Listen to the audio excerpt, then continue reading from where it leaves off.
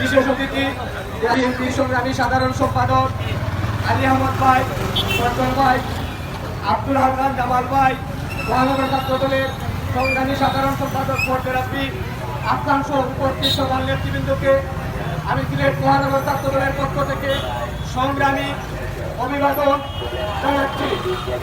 আজ আমরা দেশের ক্রান্তিকে অতিক্রম করছি। আমরা জানি বাংলাদেশের আপসীন নেত্রী দেশ নেত্রী বেগম খালেদা জিয়াকে এই নিষ্ঠুর এই হায়নার সরকার নির্যাতনের মাধ্যমে একটি মিথ্যা মামলা দিয়ে কারাগারে আটকিয়ে রেখেছে। ওনাকে আটকানো মানে বাংলাদেশের গণতন্ত্রকে ঝিমিয়ে রাখা, ওনাকে আটকানো মানে বাংলাদেশকে ফিরিয়ে নেওয়া, ওনাকে আটকানো মানে অন্য দেশের দাবিদারি করা। আমরা জানি 1971 সালে বাংলাদেশের মহান স্বাধীনতার ঘোষক বহুদলীয় গণতন্ত্রের প্রবর্তক বীর মুক্তিযোদ্ধা সেক্টর কমান্ডার শহীদ প্রেসিডেন্ট জিয়াউর রহমানের মাধ্যমে আমরা যেভাবে এদেশে একটি স্বাধীন রাষ্ট্র পেয়েছিলাম, ওনার সেদিনের বলিষ্ঠ নেতৃত্বের মাধ্যমে আমরা যুদ্ধের মাধ্যমে একটি স্বাধীন রাষ্ট্র পেয়েছি।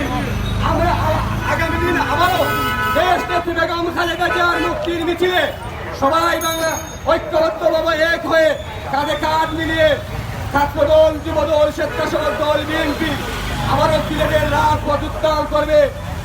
এই সরকারের কাছে বেগম খালেদা জিয়ার মুক্তি চেয়ে লাভ নেই। বেগম খালেদা জিয়ার মুক্তির জন্য যুবদল, ছাত্রদল, স্বেচ্ছাসেবক দল, বিএনপি তাদের কাঁধে দায়িত্ব নিয়ে মুক্ত করতে হবে। মুক্ত চাইলে হবে না, বেগম খালেদা জিয়ার মুক্ত করব এই উদারত আহ্বান জানিয়ে আমি আমার বক্তব্য শেষ করছি। তারেন্দ্রের অহংকার, তারেক রহমান জিন্দাবাদ, খালেদা জিয়া জিন্দাবাদ, শহীদ প্রেসিডেন্ট জিয়াউর রহমান অমর হোক, বাংলাদেশ জাতীয়তাবাদী ছাত্রদল জিন্দাবাদ।